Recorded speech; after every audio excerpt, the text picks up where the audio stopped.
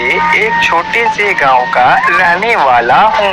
मेरे घर में हम सब मिलाकर कुल 5 लोग रहते हैं। मैं 21 साल का हूँ। मेरी मम्मी 42 साल की है, पापा जी 46 के हैं और 2 छोटी बहनें भी रहती हैं।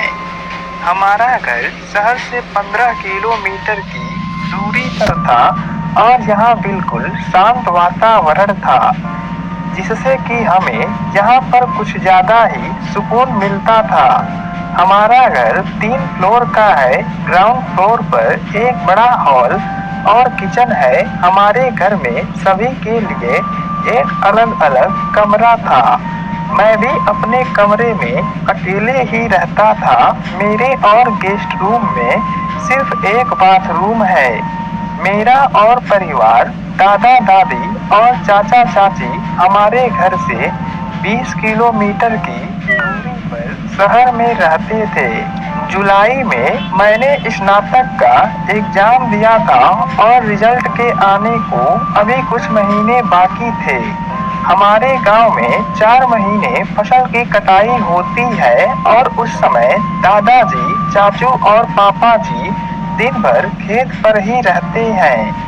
वहाँ हमारा एक छोटा सा घर बना है। वो लोग रात में देर से घर आते हैं। मेरे एग्जाम कंप्लीट हो चुके थे और मैं पापा जी के पास जाने ही वाला था, तो मम्मी ने मुझसे कहा, हेमंत तेरी मौसी पंजाब से 6 साल बाद कल सवेरे 6 बजे गांव आ रही हैं और तुझे कल उन्हें स्टेशन लेने जाना है। मैं बोला, ठीक है मम्मी, आप मुझे सवेरे 5 बजे उठा देना। मम्मी बोली, तू 2-3 दिन घर पर ही रहना और मौसी को जरा गांव घुमा देना। मैं, ठीक है मम्मी, जैसी आपकी इच्छा। अगले दिन मम्मी ने मुझे सुबह 5 बजे उठा दिया और मैं नहा धोकर चाय नाश्ता करके मौसी को लेने स्टेशन पहुंच गया। ट्रेन समय से 30 मिनट देरी से चल रही थी। मैंने इंतजार किया। ट्रेन प्लेटफार्म पर आ गई। मैं प्लेटफार्म पर पहुंचा और मौसी के ट्रेन के डब्बे से बाहर आने का इंतजार कर रहा था। कुछ समय के बाद एक 31-32 साल की ट्रेन के डब्बे के दरवाजे पर खड़ी होकर देखने लगी। मौसी पहले से कुछ ज्यादा ही अच्छी लग रही थी। अचानक उनकी नजर मुझ पर पड़ी और वो मेरी तरफ देखने लगी थी। मैं उनकी ओर बढ़ा और पूछा, आप शिवानी मौसी हो ना? शिवानी मौसी ने खुश होकर मेरी तरफ देखा और कहा, तुम मुझे शिवानी बुला सकते हो। मैं बोला, आपका सामान कहाँ है? शिवानी मौसी बोली, अंदर कंपार्टमेंट में है। हम दोनों कंपार्टमेंट में जाने लगे। मौसी मेरे आगे आगे चल रही थी और मैं उनके पीछे पीछे जा रहा था। फिर हम सामान के पास पहुँचे। मैं मौसी को ही निहारे जा रहा था। मौसी मुझसे बोली, जरा ये बैग बाहर निकालना, बहुत भारी है। मैं बोला, जी मौसी। फिर मैं नीचे बैठ गया और बैग को पुल करके सीट के नीचे से निकाल दिया। मौसी के पास एक बड़ा बैग और 2 ट्रॉली बैग्स थे। हम तीनों बैग ले लिए और तुरंत कंपार्टमेंट से बाहर आ गए। हम दोनों स्टेशन से बाहर गाड़ी के पास पहुंच गए। मौसी का सामान गाड़ी में रखकर हम घर की ओर चल पड़े। गाड़ी में बैठते ही मौसी ने अपने हैंडबैग से पानी की बोतल निकाली और पानी पीने लगी। मैं तुरंत गाड़ी स्टार्ट की और हम घर की ओर निकल पड़े। स्टेशन से घर जाते समय रास्ते में मौसी ने पूछा, हेमंत तेरे एग्जाम हो गए? मैं बोला, हाँ मौसी। मौसी बोली, आगे क्या करने का विचार है? मैं बोला, किसी अच्छी सी कंपनी में कुछ साल जॉब करना चाहता हूँ। शिवानी बोली, अगर जॉब करनी है तो तू पंजाब आ जा, तेरे मौसा जी कुछ ना कुछ अरेंज कर देंगे। मैं बोला, जैसा आप कहें। शिवानी बोली, तू तो बहुत हैंडसम हो गया है। इस पर मैं बोला, आप भी तो बहुत खूबसूरत हो।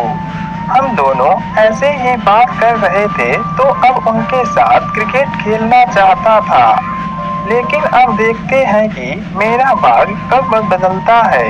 शिवानी मौसी बोली, मुझे लगता है हम दोनों एक दूसरे के अच्छे दोस्त बन सकते हैं। मैं बोला, ऐसा क्यों? शिवानी बोली, हम दोनों की सोच बहुत मिलती जुलती है। मैं बोला, जैसी आपकी इच्छा।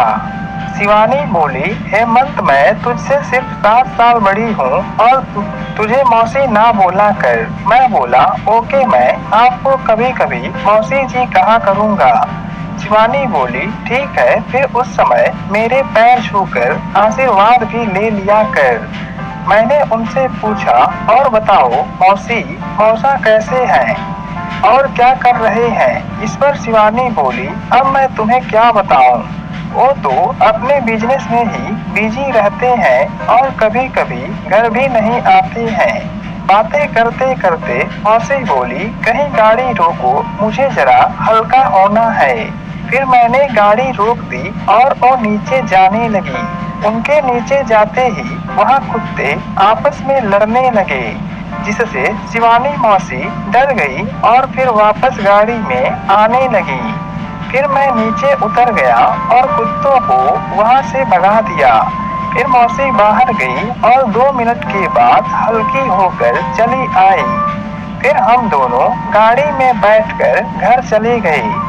घर पहुंचते ही मम्मी ने मौसी का स्वागत किया और दोनों बहनें आपस में बातें करने लगी।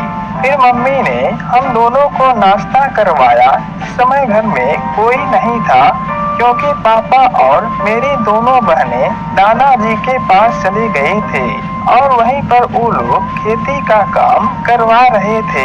जब मम्मी खाना बनाने चली गई तो मैं वहीं पर हॉल में बैठकर टीवी देख रहा था।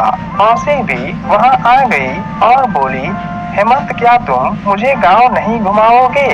तो मैंने कहा, क्यों नहीं, चलिए चलते हैं। चूंकि अब शाम भी हो चुकी थी तो मैं मम्मी से बोलकर घर से निकल गया और मौसी को गांव घुमाने लगा। गांव घूमते घूमते गांव के पास के ही छोटे से जंगल में पहुंच गया। हम दोनों वहीं बैठकर बातें कर रहे थे। तभी मौसी बोली, एक बात बोलूं हेमंत, क्या तुम करोगे? मैंने कहा, हाँ शिवानी, बोलो। फिर वो बोली, देखो हेमंत, तुम्हारे मौसा जी तो ज्यादातर घर से बाहर ही रहते हैं, इसलिए मैं तुम्हारे साथ क्रिकेट खेलना चाहता हूँ। इस पर मैं भी तुरंत वहीं मौसी के साथ क्रिकेट खेलने लगा।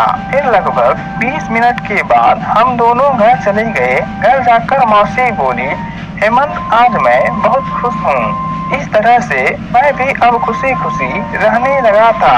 कुछ दिनों के बाद मौसी अपने घर चली गई, लेकिन जब तक रही तब तक मैं बहुत खुश था।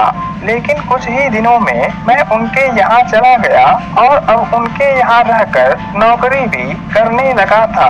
इस तरह से मेरी जिंदगी आराम से कटने लगी थी।